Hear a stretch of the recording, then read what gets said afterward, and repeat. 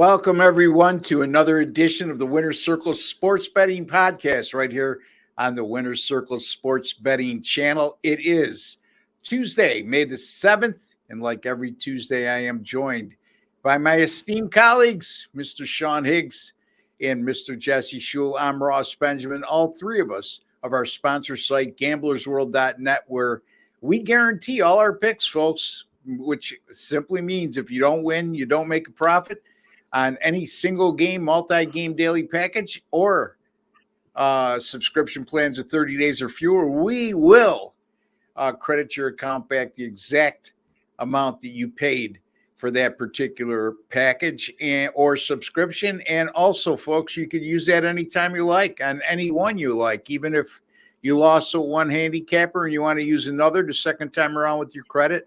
It's all good. Don't forget to give us a like and subscribe to our YouTube channel, Winner's Circle Sports Betting channel, folks.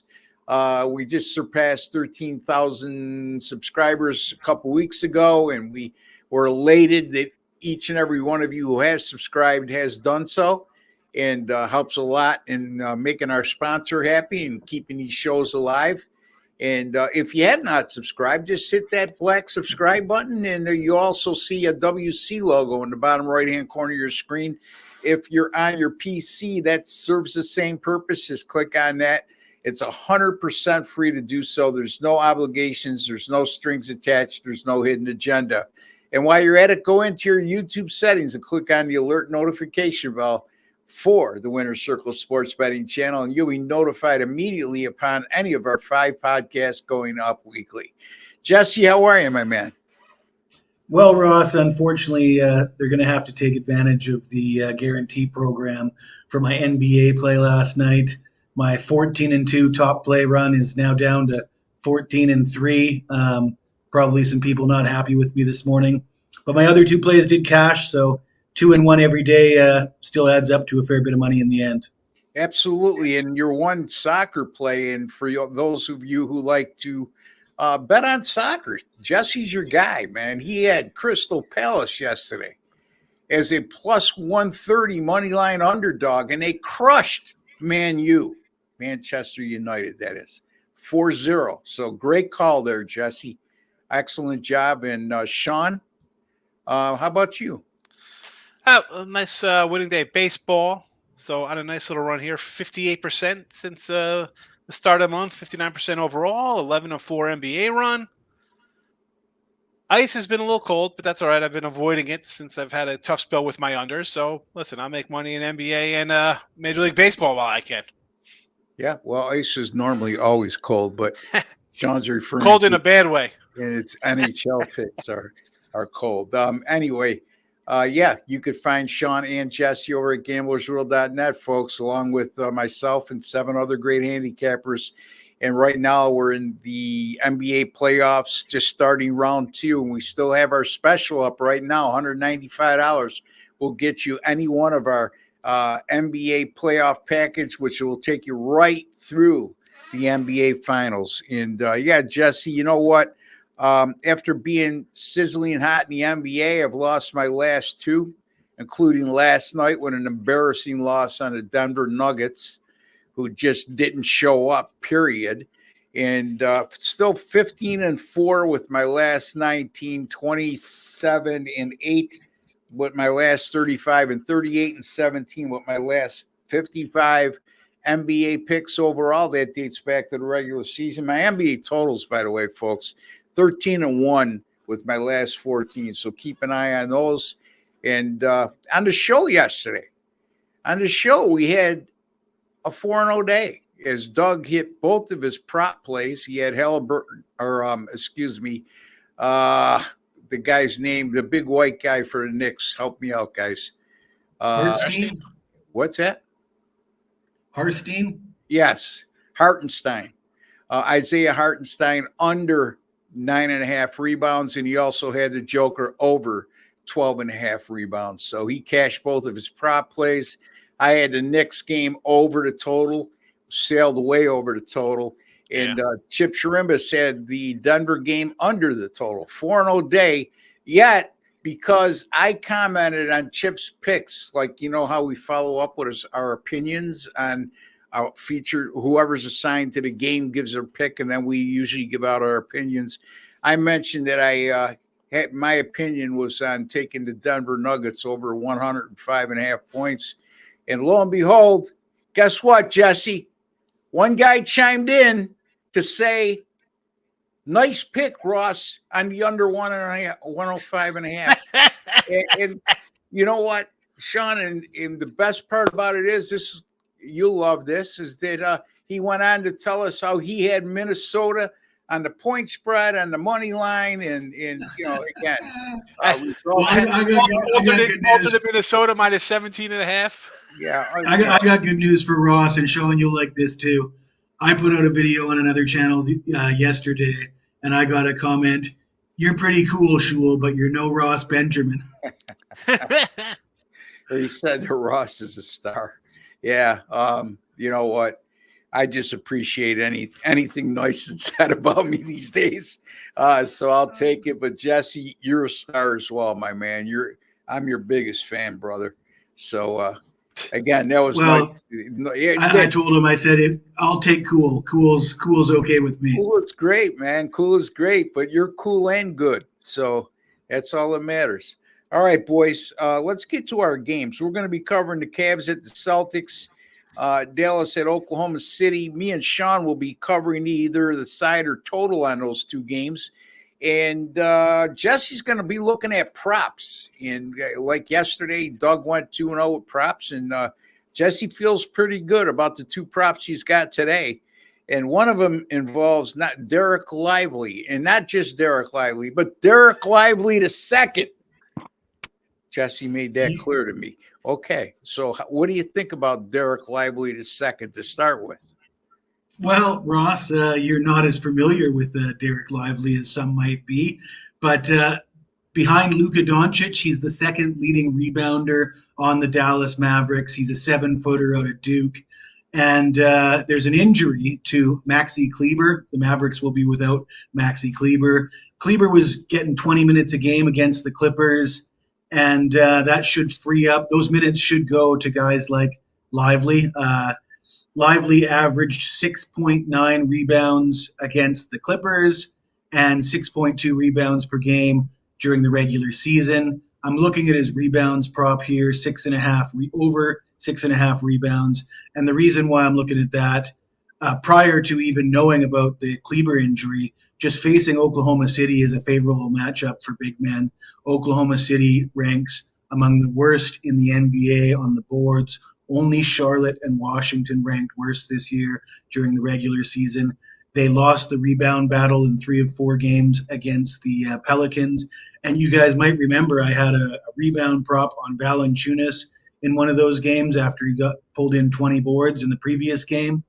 And unfortunately, that one didn't come in, but Valanciunas did average 11 rebounds per game in that series, despite playing limited minutes in the final few games. It's been happening all season long. The Thunder can't box out. They don't have the strength. They've got the height. They don't have the strength to box out, and they get killed on the glass. So we're going to take Derek Lively the second over 6.5 rebounds. And normally I recommend only half a unit as opposed to a full unit on my props. But this one, I'm going to say go the full 1 unit on this one. I think it's that good of a matchup. And then get into the earlier game. Celtics, a big favorite against the Cavs.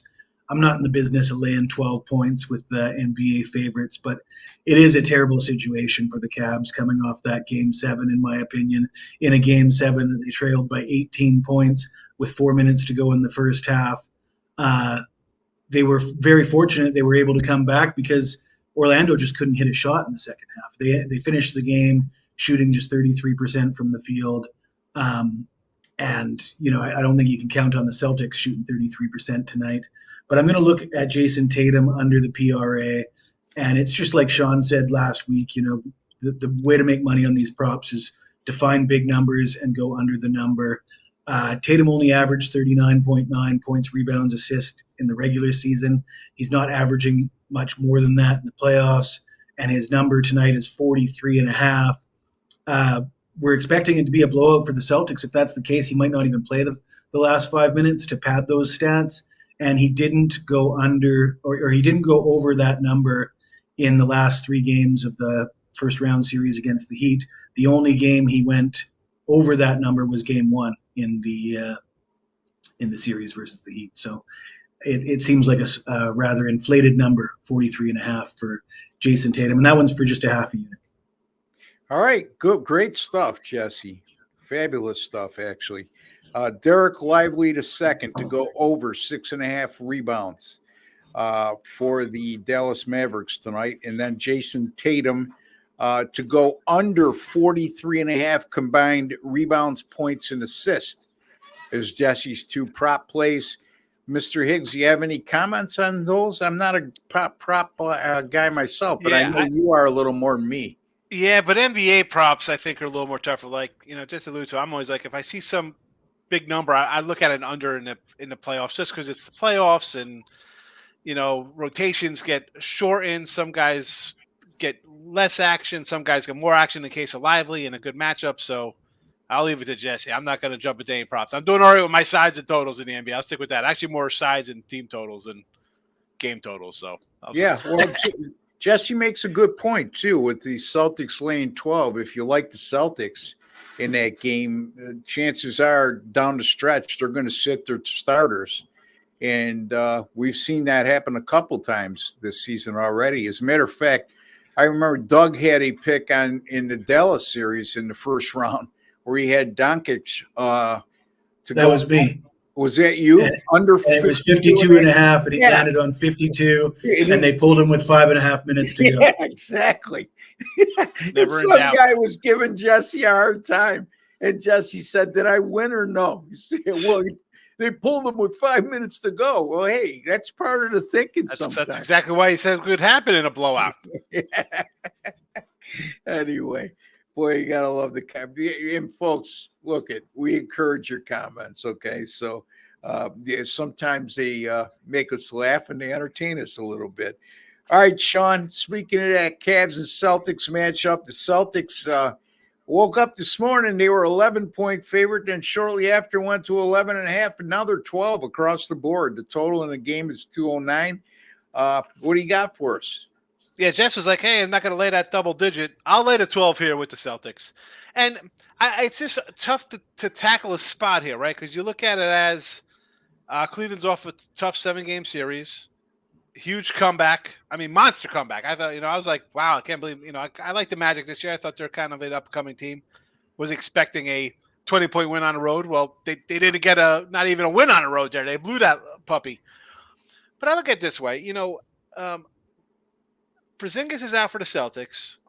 Jared Allen is out for Cleveland. But, I mean, what team's really going to miss one guy more than the other guy? I mean, it's clearly the Cavaliers who've, you lose 17 points and 10 rebounds from a guy off a team that's having trouble scoring. And you look at them in the playoffs, what are they averaging? Like 90 points a game? I mean, just bad. And now you take out a big chunk of scoring for the last 3 games. You saw how hard time they had winning those games. In fact, forget game 7, even in game 5, they were down at home. Double digits had to come all the way back to pull out a late win. Now, the thing with Celtics, I'd say, all right, let's just do a little first quarter, first half kind of a deal with them. Cleveland off the 7 game, big comeback, short turnaround. But now you got the old rest factor. Like, is it rest versus rust? How are they going to come out? I think Boston will eventually just pull away deep here and get out to that 10, 15, 20-point lead because Cleveland doesn't have the offense to go with it. Boston defense, regardless, will show up. I mean, 84, 88, 84 points versus the Heat, and you got another team scoring 90.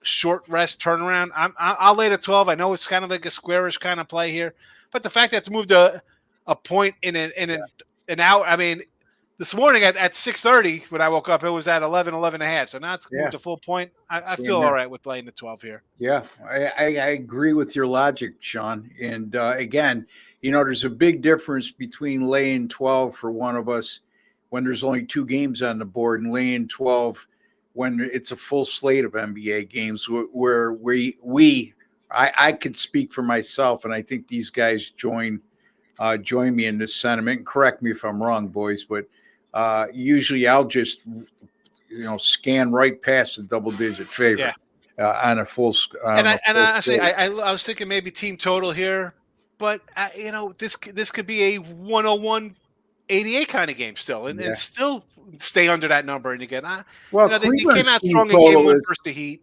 Cleveland's team total, Sean, is 98.5.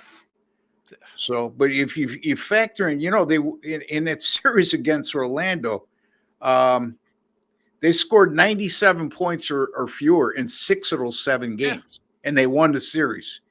And that includes 96 or less in all 3 games at Orlando. And Cleveland has been terrible on the road, down the stretch and right into the playoffs. They went 0-3 straight up in ATS at Orlando in that series, which the home teams won every game. And also, if you go back to the regular season action, they're terrible. I'm looking for the numbers here: 0-9 straight up, and 1-8 against the spread in their last 9 as an away underdog, and being outscored by 21 points per game. So they haven't been a good road team. At the most important time of the year. So we'll see if they can change that trend tonight. But I like your logic, Sean. And Sean likes the Celtics -12. Jesse? Yeah, I really don't like what I saw from Cleveland in the first half at home in a Game 7. You expect any decent NBA team to be at their absolute best in the early going of a home game in a Game 7, and for them to be trailing by 18 points to an Orlando Magic team that, young team, not bad, but Cleveland was expected to take care of business in that Game 7. They were very fortunate to do that, but it's a warning sign moving forward. And I'm not a huge Celtics guy, but like I said before, this just looks like a tough spot for the Cavs, and I think the Celtics probably will run away with it and cover this number. Yeah, and remember, Porzingis is a big loss. There's no two ways about it. Are the Celtics a better team with him than without him? Certainly. But one thing you got to keep into consideration with the Celtics, they're extremely deep. So a guy losing a 20-point scorer like Porzingis on some other teams might take more of an effect on that team than they would on a team like Boston that's so deep. So in a one player, I guess if you're going to have a strategy when you're playing Cleveland right now, the way I see it, I would want the other 4 guys to beat me and put the clamps down on Donovan Mitchell as much as you could. Now, easier said than done, but he seems to be the one guy on the Cavaliers that could really carry them to a victory single-handedly. Jesse? Yeah, and Boston's a pretty good defensive team, so I like their chances of slowing down Mitchell. Yeah, and Sean, Boston is a good defensive team, but Orlando certainly showed they were a good defensive team. It wasn't because of their defense that they lost that 7-game series, but Mitchell just seemed to be able to score whenever he wanted to. And you saw that when he played for Utah too. You saw him on his spots come out and have monster games, so you know what he's capable of. But again, now you're playing a team that plays defense, a team defense. And what else you getting out of this Cleveland team? The scores against the Magic show you everything you need to know. If Magic had the Boston offense, they'd be 12-point underdogs like they are here. So, Yeah. How about Jalen Brunson, guys? 4 straight games now, 40-plus points in the postseason. Wow. That Knicks team, I told you guys, I like them to get to the Eastern Conference Final. And I like Indiana. I still contend, Sean, Indiana and Jesse, Indiana shares the basketball better than anybody in the NBA. The problem is they don't play defense. The problem is when they're calling charges on players for setting perfect. Yeah. Listen, there's going to be crazy calls on both sides, but I didn't call that. I know, but that's one game. I'm making jokes. Yeah. I had the Pacers and the points. You're going to give me 5-6 points with a team that's leading team scoring in basketball versus a team that, they play ugly 90s Knick basketball, but you got one guy. You got one guy taking all the shots. He's going to have a bad game. You saw it in the Sixers series. that game could have went 7. It could have went either way because sometimes who's going to step up around them? John does not like the Knicks. No, I'm just it's just Your one buddy Knicks was fans right. are as bad as like Philly fans. They get just come out of the woodwork like, oh my god, we're winning championships. Like what? Where the hell did you just climb out of a rock? Like, come on, folks, you had a nice run. We keep talking about the Knicks being a slow down type of team, and they play at a slow tempo, and the analytics will bear that out. But they've gone 16-2-1 to the over in their last 19 games. So something to keep an eye on. I guess now. It is when they're setting totals at 198 though, 200. Yeah, but if you look at their combined average score during those 19 games, I get it.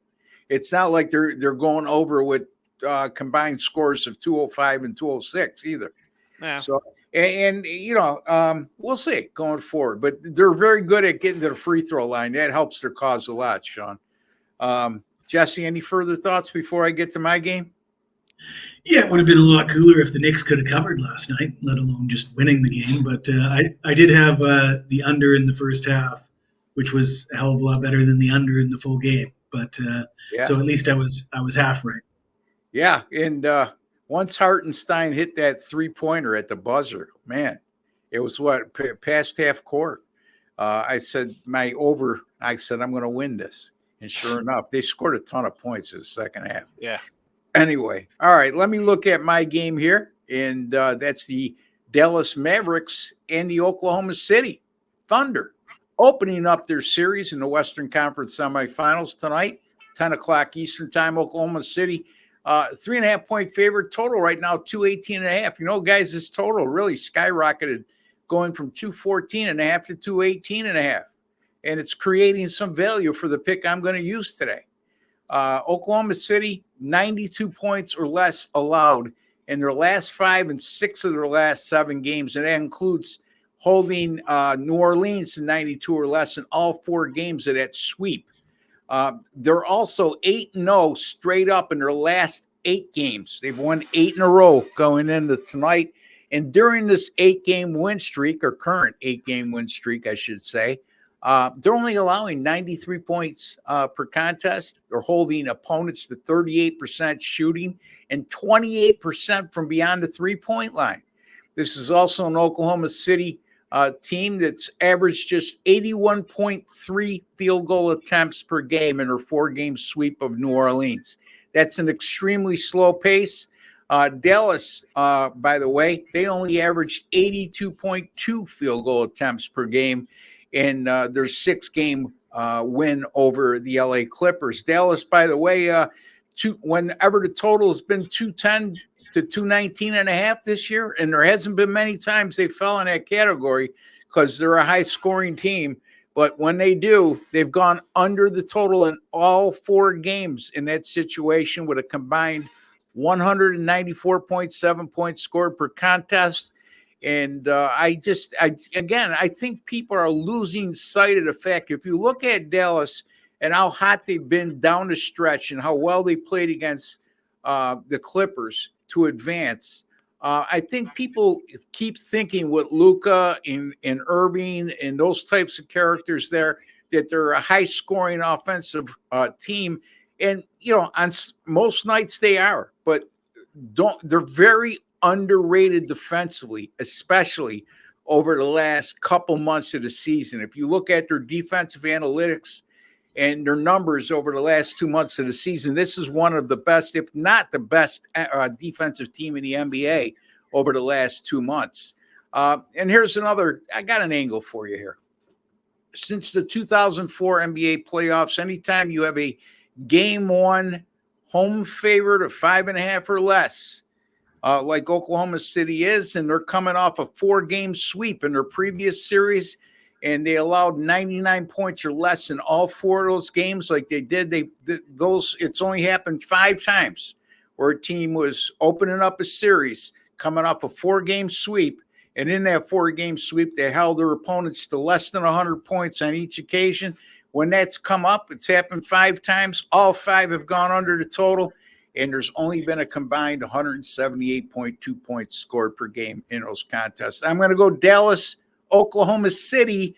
under 218.5. And Jesse, you know, like I said, it opened at 214.5 up to 218.5. So I don't know if that's sharp money or public money, but I know one thing is where you get me up to 218.5, but it was an opening number of 214.5.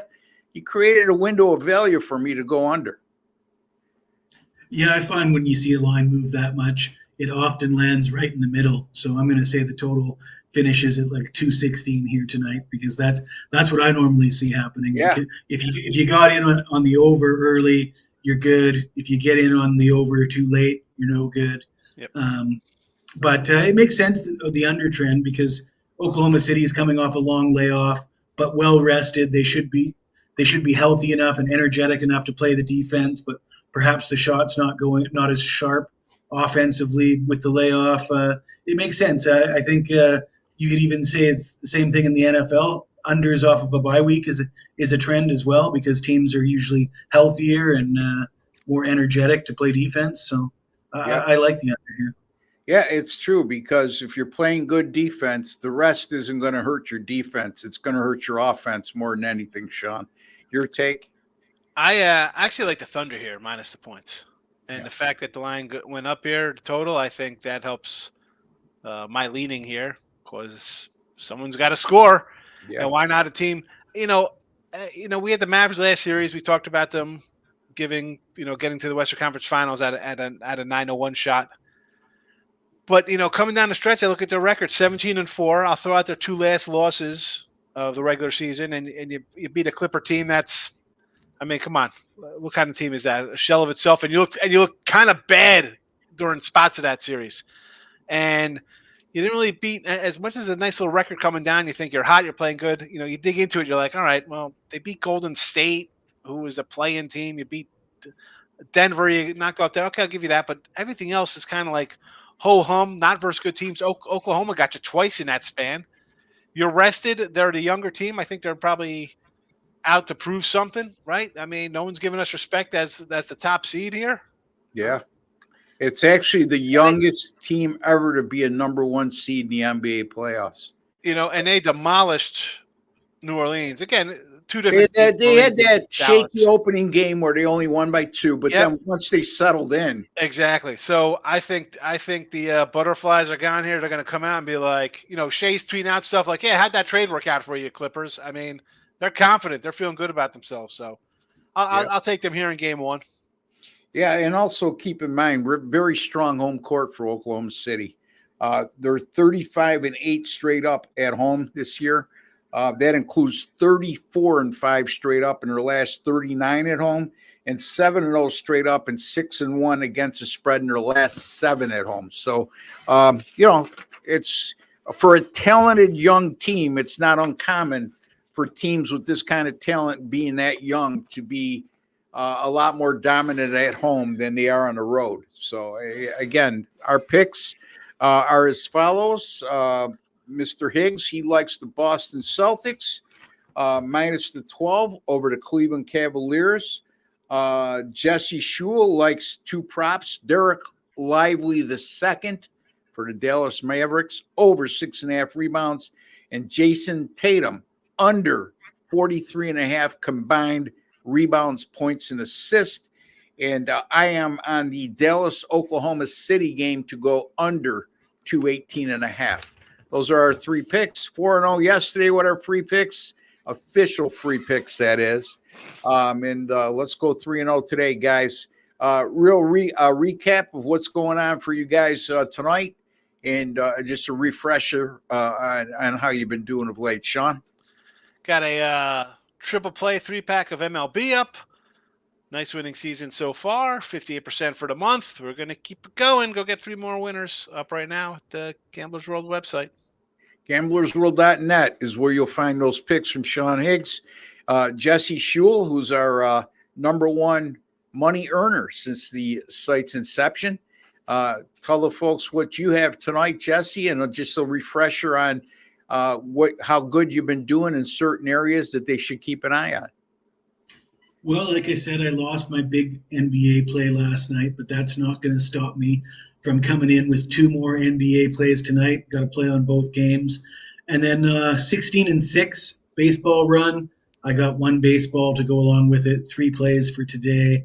And, coming off of a winning day that feels a little bit, doesn't feel good losing a big play, but I feel good moving forward and things are still going according to schedule. I love handicapping games at this time of year. It seems to be a little bit easier than in the middle of the regular season for NBA and NHL and all these sports. Yeah, I love that Crystal Palace play too, buddy. $1.30 money line underdog wins 4-0 against the iconic franchise Manchester United. So great It call. was handicapping the injury report, Ross. There was 10 players listed as injured for United. Most of them were defenders, and that's you saw the score line. They couldn't defend in that match. Yeah, well, in any event, they still were an underdog and they still crushed them. So there it is. All right. Speaking of the NBA, again, folks, on a great run in the NBA. I lost the last 2 nights. We're, just like Jesse just told you, and Sean tells you when it happens with him as well. We're very transparent here, so sometimes to a fault, but that's the only way we operate. I lost last night badly with Denver, but you know what? Nobody chased me down the aisle and said, "Hey, Ross, I know you bet a dime on Denver last night, but you know what? They got crushed. You owe me another $500. A loss is a loss." Probably a lot of fellow handicappers had Denver last night, Ross. I think the whole world A thought lot of that people were on Denver Denver for what I saw. Yeah. Yeah. So anyway, and even the guys that like Minnesota didn't expect that. Yeah. No. Yeah. Well, I mean, is it shocking that Minnesota won? Not completely, but it is shocking in the manner in which they won. I mean, I looked, they were down. When I clicked on the scores, I fell asleep early last night. I clicked on the scores because I had the phone right by my bed, and I saw 61-35 at the half Minnesota. I thought I was dreaming. I wish I was dreaming. Anyway, 15-4 with my last 19, 27-8 with my last 35, 38-17 with my last 55 NBA picks. I got both winning sides in the NBA up right now, $35. You must win. You must make a profit, or we'll credit your account back. And even better, folks, save yourself some money. There's still 3 rounds to go. $195 will get you all my picks through the NBA Finals. NBA playoff package, $195 right through the NBA Finals. And that's good not only for myself, but Sean Higgs and Jesse Schule as well. Jesse, there's a like button or right underneath. Smash that like button. Smash that like button, folks. Just a small token of your appreciation for the time, work, and effort we put into bringing you a quality podcast each and every day. And our attempt has always been, continues to be, and will be going forward to make you a smarter sports bettor today than you were yesterday. I will be back tomorrow, on Wednesday. We will be talking Major League Baseball tomorrow with these 2 cats right here, Mr. Sean Higgs and Cool Jesse Schule. How was that, man? How's that for a nickname? Cool Jesse Schule, baby. I'm a poet and I don't even know it, Sean. But until tomorrow, for Jesse Schule, Sean Higgs, and Ross Benjamin, take care and God bless, folks.